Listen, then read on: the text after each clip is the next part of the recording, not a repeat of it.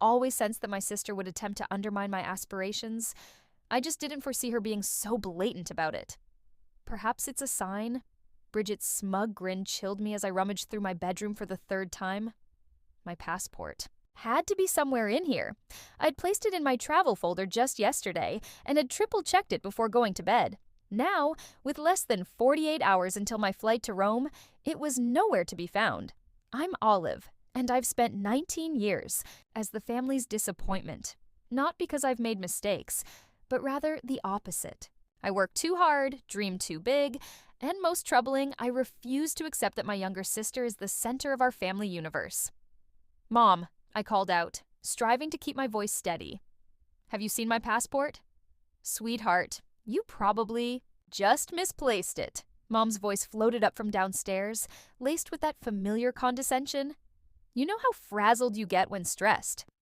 I caught Bridget's reflection in my mirror as she leaned against the doorframe, twirling a strand of her flawless blonde hair.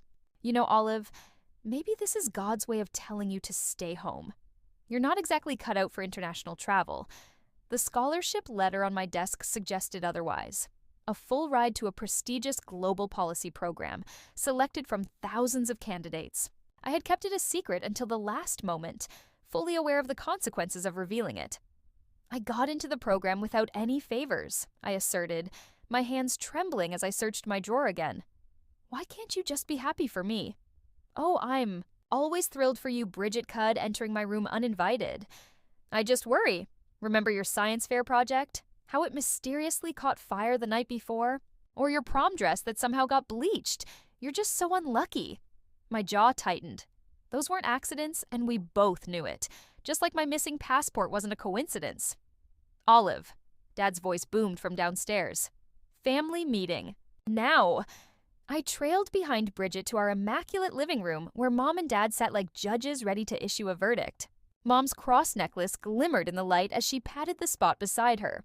"Sweetheart, we need to discuss this scholarship issue." "There's nothing to discuss," I replied, remaining standing. "I earned this. I'm going without a passport." Dad raised an eyebrow. "Be realistic, honey. Maybe this is a blessing in disguise. You're not prepared for something like this." "I'm more than prepared. She's just envious," Bridget interjected, her voice quaking with fake tears. "Ever since I was asked to be the youth pastor, she's been trying to outshine me. Now she's fabricating stories about lost passports to get attention."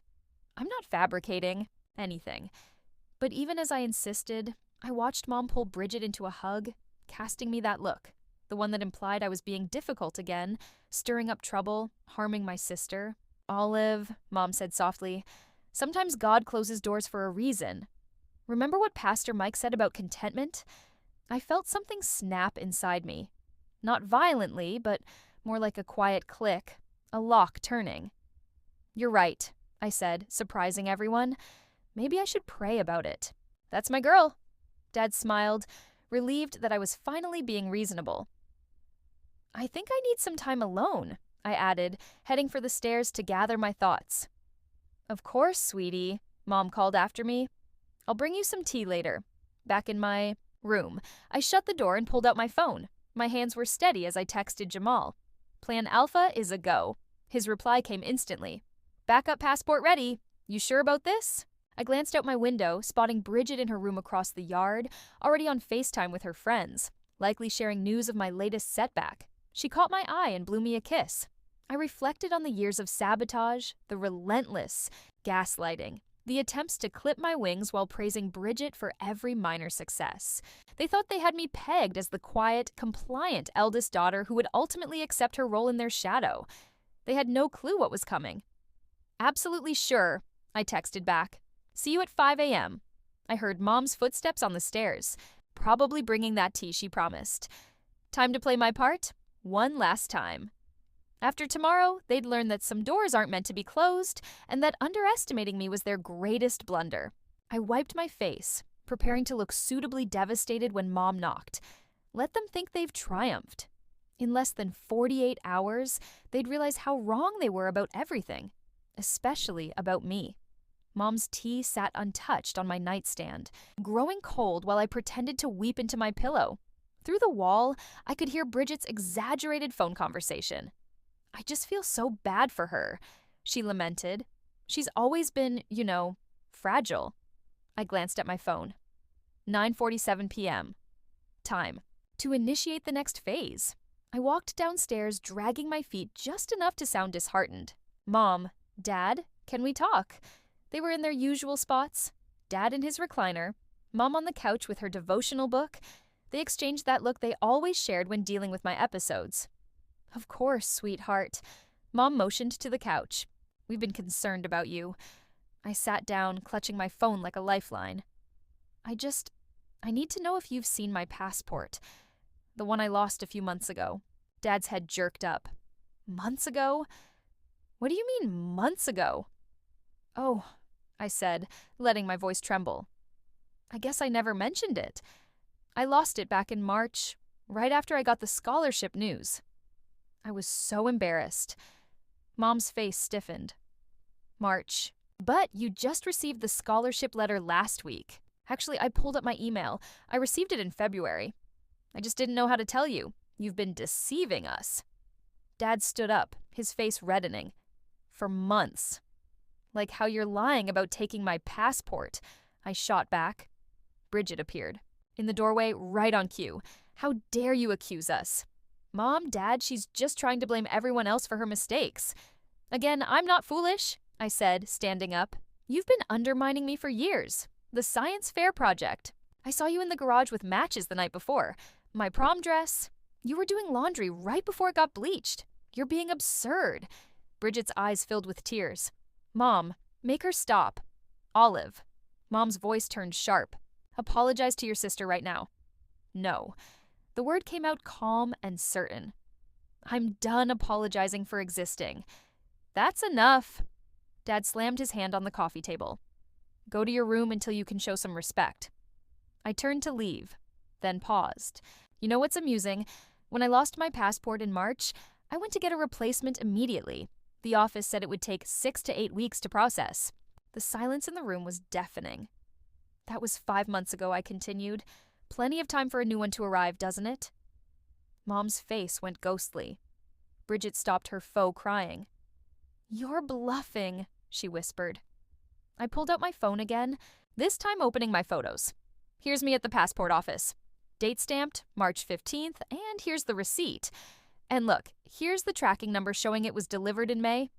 If you possess another passport, Dad said slowly, where is it? I grinned, somewhere safe. Where none of you can access it? You ungrateful little... Bridget lunged forward, but Mom restrained her arm. Olive. Mom's voice quivered with forced calm.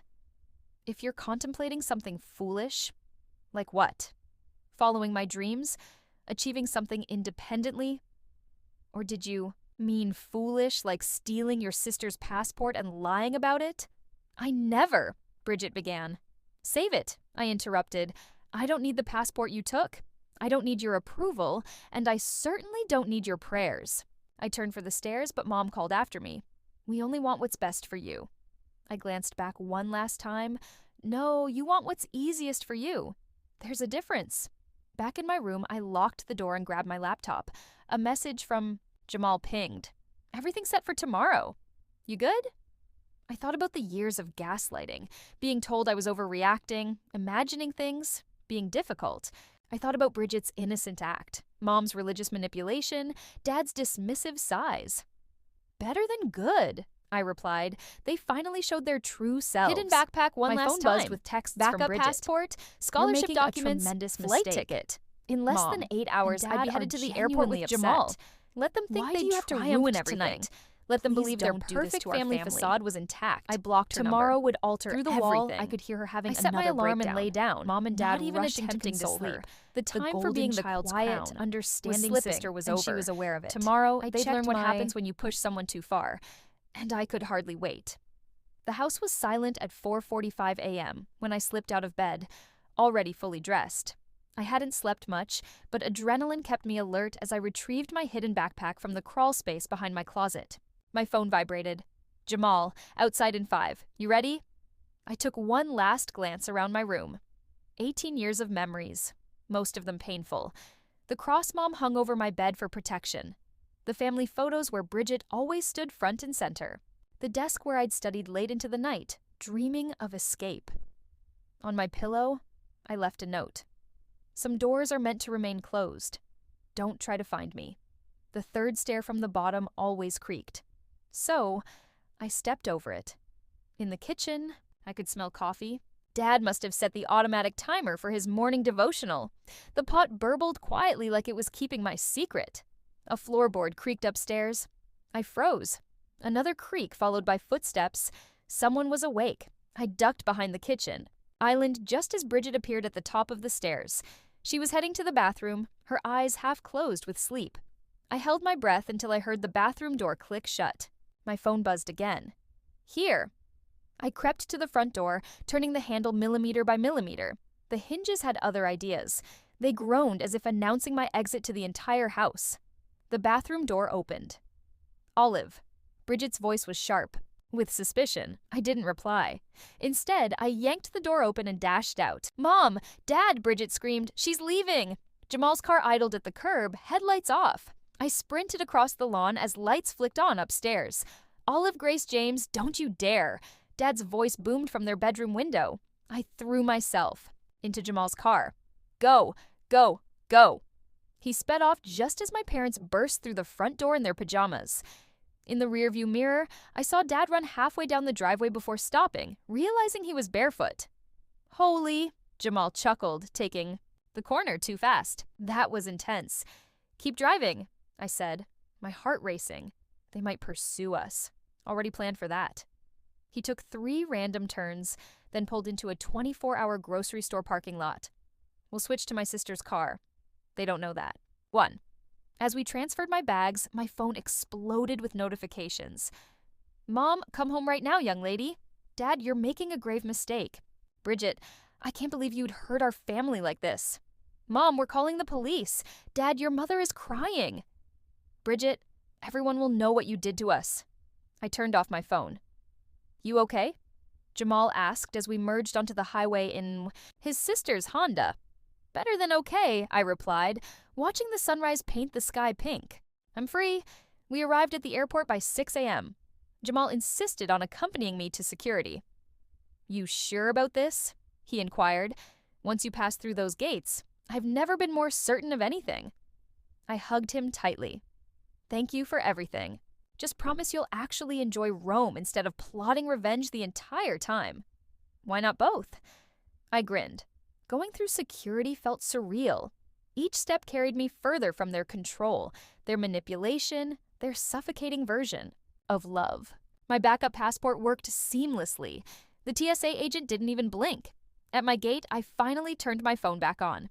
Hundreds of messages, dozens of missed calls. But what caught my attention was Bridget's latest Instagram post, a selfie of her looking sorrowful in my bedroom.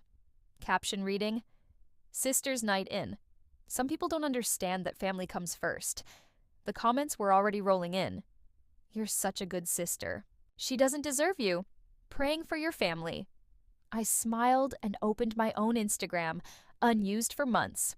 I posted a single photo, my boarding pass to Rome with the caption, "Some people don't understand that freedom comes first."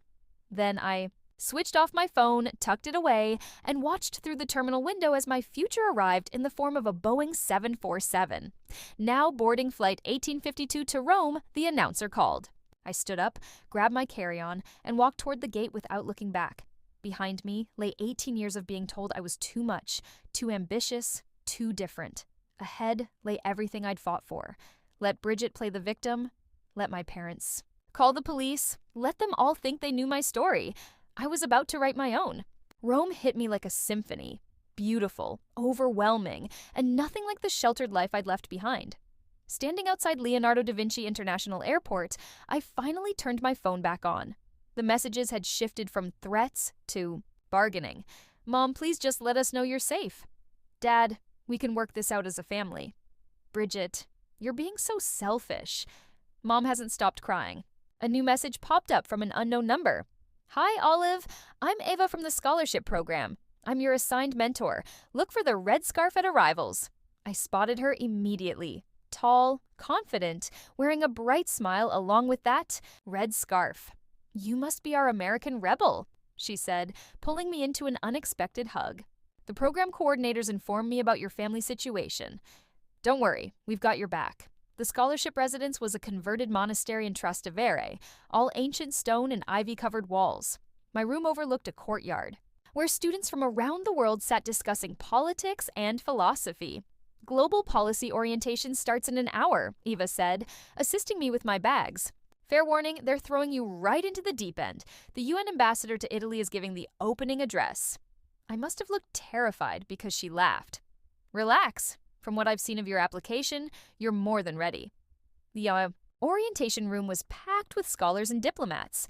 I found a seat near the front, trying to appear like I belonged. Today's first presenter, the program director announced, is a last-minute addition. Olive from New York will share her analysis of grassroots movements in digital spaces. My heart stopped. "What?" Eva nudged me. "Surprise! I recommended you after reading your application essay. Show them what you've got." Walking to the podium, I thought of all the times Bridget had sabotaged my presentations, how my parents had dismissed my successes. Not this time. I took a deep breath and began. Social media isn't just altering how we communicate. It's revolutionizing how we organize, protest, and create change. For 15 minutes, I owned that room. Questions flew, and I caught them all. The ambassador himself nodded approvingly. "Thinking about home." Eva introduced me to everyone who matters. I replied. Olives. "Research on digital activism is groundbreaking," To justice, she told then. the program And director. to the family "We're we fortunate choose." to have her." Under the Roman phone stars, buzzed. surrounded A local by news people website who from back home celebrated had instead picked of up my suppressed story. me, local students' I felt dramatic something path to shift. prestigious This scholarship wasn't just about raises revenge questions anymore. about family It was about dynamics. becoming who I was The comment always meant section to was a be. battleground. My phone I buzzed know this one family last from time. church. A text There's from more Dad. to this story. We saw the news. Good for her for breaking We need to free. talk. What I kind turned off of my phone sister and steals a rejoined the passport? group, Where Then someone I was saw proposing Bridget's latest a post. midnight tour of the tearful Colosseum. video about praying Let for them those who squirm. abandon their families. Let them wonder. The comments Let were them less watch. sympathetic than usual. I was done hiding Didn't my your light. sister win some And big now our scholarship? special Why international would anyone segment. steal their sister's The news anchor's passport? voice filled my family's living Maybe room there's back a reason in New she York. left. A remarkable Eva story of peered over my academic shoulder. excellence and Your perseverance. sister, the Through golden Jamal's child, group chat I updates, said, I could picture the or scene she was. perfectly. Mom dropping her she's coffee about mug, to be overshadowed. Dad frozen. The program in wants his to recliner. feature you in their Bridget's international meticulously promo curated video. mask breaking. Filming As my starts face tomorrow. appeared on their TV My screen. hands trembled as Olive I from realized Westchester, what this New meant. York, Back has been home, named this they'd year's be Rising forced to Leader watch me Award thrive. recipient. No The more anchor hiding my continued. accomplishments. Her No more groundbreaking work on pretending I was the digital issue. activism has captured the night, attention of I global sat in the policymakers. courtyard The with camera other cut to my scholars interview, filmed sharing in front stories of the over Trevi wine and fountain. pasta. I wore For the red, first time, I Bridget's felt signature seen, color, understood, just to twist and the knife. valued. Success My phone lit up isn't with a news alert. about proving others Rising Leader wrong. Award I said nominee on announced, screen, looking Olive from directly New into York, the camera. selected for It's global about proving innovation. yourself right. Eva appeared Sometimes with the a people bottle of closest to you champagne. can't see your potential. Congratulations. That doesn't make it any But less real. You might want to check Jamal's your email text. first. The Came program seconds director later. had written, "Holy Your sh! presentation Your today was sister just exceptional. stormed out. We'd like Your you to mom's trying to speak at call the the award station to ceremony correct some next month. misinformation. International The local press will Facebook be groups present." were erupting. I envisioned Isn't Bridget's that the reaction James family's when she daughter? saw the news. Their church always Mom made and it sound Dad like trying she was to explain trouble. to their church friends My why they kid went to never school with mentioned their their sister daughters. Bridget. There were rumors. I watched it all unfold. Through social media, Bridget's carefully constructed image was unraveling in real time. "You said she wasn't going anywhere," Jamal's play-by-play echoed in my mind. "You said she'd fail." Mom's damage control began immediately. She posted in the church group, "So proud of our Olive. We've always supported her dreams. Proud mama." The comments were merciless. "Wasn't this the daughter you said was finding herself? Didn't your other daughter post about her abandoning the family? Pretty sure you told my wife she was lost last Sunday." Dad tried calling again. "Olive, please. Your mother's reputation at church." I let it go to voicemail. Bridget's Instagram followers started jumping ship. Her latest tearful video about family loyalty backfired spectacularly. "Didn't you steal her passport? My cousin goes to your school. Everyone knows what you did." She deleted the video, then her entire account. Eva found me watching the chaos from my apartment balcony. "Your phone's been buzzing for an hour. Family drama." "Justice," I said, showing her the local news website. They had unearthed my old academic records. Straight A's, science fair wins, debate team championships, all the accomplishments my family had minimized or ignored. "Your sister's youth pastor position," Eva read from her phone. "They're reconsidering it due to character concerns. I hadn't orchestrated that part, but karma has its own agenda. Look at this. Eva pointed to another notification. The scholarship program's PR team has released your full schedule of speaking engagements. You'll be addressing the European Parliament next month. I thought of all the times my parents had insisted I'd never succeed outside their protective bubble. Now, I was being offered a career they couldn't even comprehend. One more question, a reporter called out. Your sister's recent video suggested you're punishing the family. Are you? No, I stated firmly. I'm succeeding. They're just not used to that. After the conference, Eva showed me the latest stats. My story had gone beyond viral. It was becoming a movement. Why Black Sheep Success was trending. Check your email, she said, grinning. The White House Youth Leadership Summit wants you as their keynote speaker. I opened my laptop to find hundreds of messages from young people sharing similar stories. My family tried to stop me from going to college. They always favored my brother. You gave me the courage to apply for that scholarship. Then I saw it, a thread titled Family Updates. Mom had created it years ago to share Bridget's achievements with relatives. I'd never been mentioned. I clicked Reply All and attached my latest interview clip. Sometimes love doesn't feel like love at all. Sometimes it feels like control, like suppression, like constant reminders to be less so someone else can be more. That's not love. That's abuse dressed up as protection. Send. Within minutes, relatives I hadn't heard from in years started responding. We had no idea. Your parents only ever talked about Bridget. This explains so much. Jamal texted. Your mom just left church in tears. The pastor's wife refused to sit with her. Bridget got removed from the youth leadership program, officially for personal reasons. I should have felt vindicated. Instead, I felt light, free, like I could finally breathe without wondering if I was taking up too much air. Eva appeared with a stack of papers. Ready to sign your contract? The UN doesn't wait forever. As I signed, my phone lit up with one last message from Dad. We hope you find what you're looking for. No apology, no acknowledgement, just distance wrapped in passive-aggressive concern. I picked up my phone and typed, I already found it. I found myself. The self you tried to bury, and she's magnificent. Then I turned to Eva. When's our flight to Geneva? Tomorrow morning, she smiled. The world's waiting. Let them watch from their small-town shadows. Let them see what happens when you try to dim someone's light. I was done hiding, and I was just getting started. The gala ballroom sparkled with diplomatic elegance as I adjusted my microphone. 6 months had passed since my escape, and tonight was the culmination of everything. The Rising Leader Award. Ceremony broadcast worldwide. Ready? Eva straightened my navy blue gown. Your family's definitely watching. Jamal says they've gathered at your house with the church elders to pray for your soul. I smiled. Let them pray. I'm done feeling guilty for their discomfort. The program director took the stage. Tonight's recipient redefined what it means to overcome adversity. Please welcome Olive. As I walked to the podium, I remembered every dismissive comment, every sabotaged opportunity, every time they told me to be less. Success stories usually start with, I had a dream, I began. Mine starts with, I had a backup. Passport. Gentle laughter rippled through the crowd. We talk about toxic relationships, but rarely about toxic love. The kind that clips your wings while claiming to protect you, the kind that praises mediocrity in one child, while punishing excellence in another. In the audience, I spotted several ambassadors leaning forward, nodding. My sister stole my passport to stop me from being here tonight. My parents supported her decision, calling it God's will. But here's what they never understood. Sometimes love doesn't feel like love at all. The cameras panned across the rapt audience. They thought they were protecting me. In reality, they were protecting themselves from the discomfort of watching me outgrow their limitations.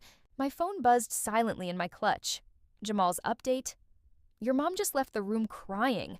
Bridget's trying to live stream a response but keeps getting error messages. To every young person being told to dream smaller, to accept less, to stay in their place, I continued. You don't have to set yourself on fire to keep others warm. Your potential isn't a threat to anyone except those who want to control you.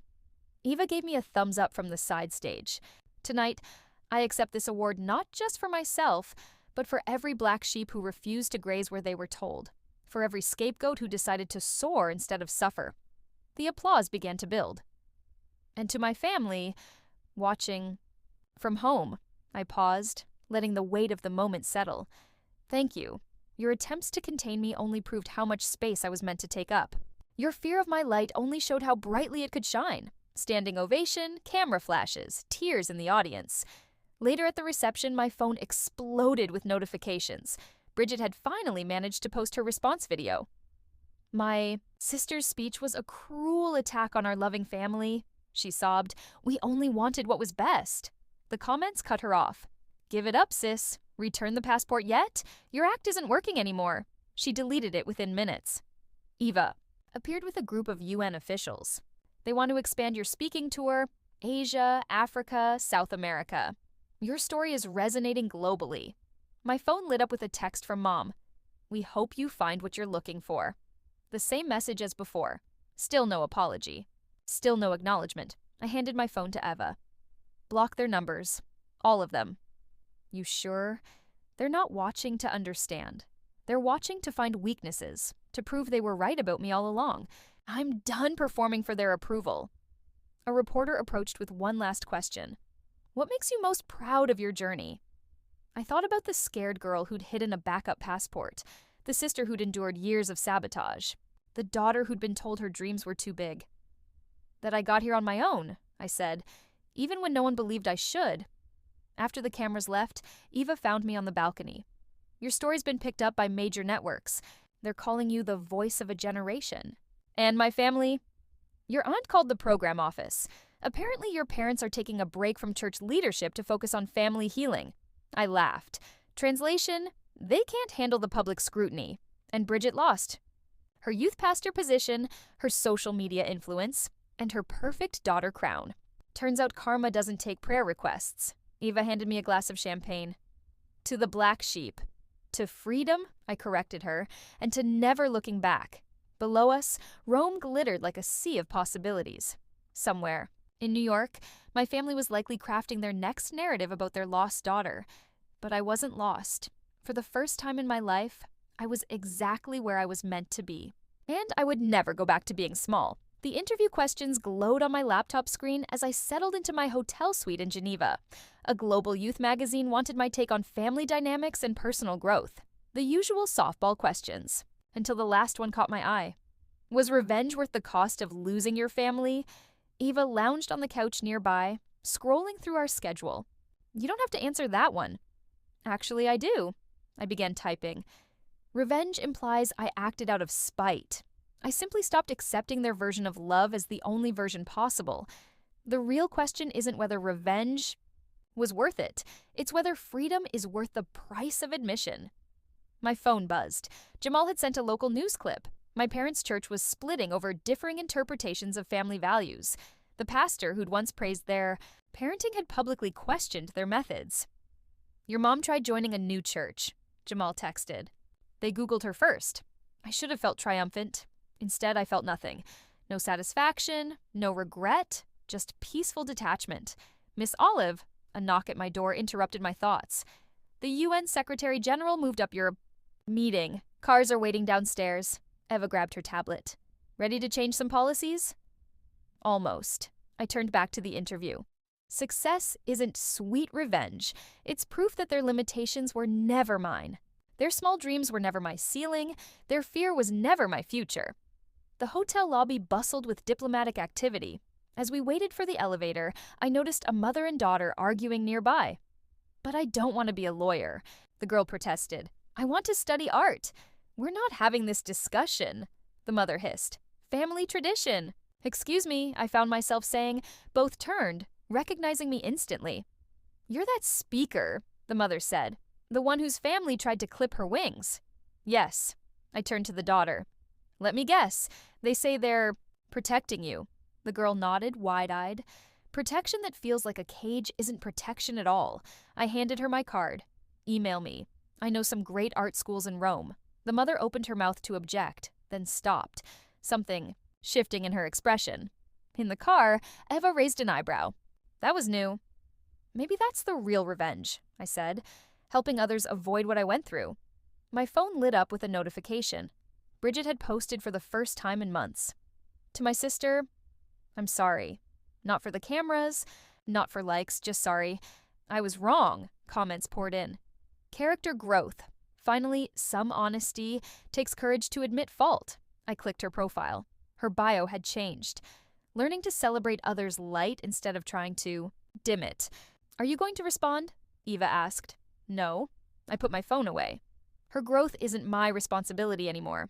At the UN building, an aide rushed up. The Secretary General asked if you'd share your personal story before discussing policy. I thought about that scared girl with a backup passport, about Bridget's first genuine apology, about that mother in the lobby reconsidering her stance. Tell him I'll share something better, I said. I'll share what comes after. Survival. That evening, back in my suite, I opened my laptop to finish the interview.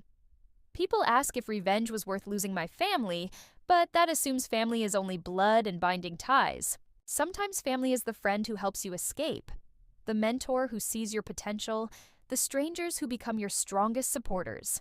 Sometimes family is choosing yourself when no one else will, and sometimes the greatest revenge isn't making them sorry. It's making them irrelevant to your happiness. I hit send, then walked to the window. Geneva's lights sparkled below. Each one a possibility, a future, a dream unbound by anyone's limitations but my own. My phone buzzed one last time. A message from an unknown number. I saw your speech. I'm leaving for college tomorrow. My parents said I couldn't, but I got a backup passport too. Thank you for showing me how. I smiled, recalling that first taste of freedom on the flight to Rome. Good luck, I typed back. The world is bigger than their fears. Eva appeared at my door. Cars are here. Ready for your TED Talk? I grabbed my notes, catching. My reflection in the mirror. No more shadows in my eyes. No more tension in my shoulders. Just strength, purpose, and the quiet confidence of someone who chose herself. Ready, I said, stepping into the hallway. Let's go help some more black sheep fly. Behind me, my phone lit up with another message from Bridget. Whatever it said could wait. I had a future to build, and it was brighter than any past they'd tried to trap me in. That was the sweetest revenge of all.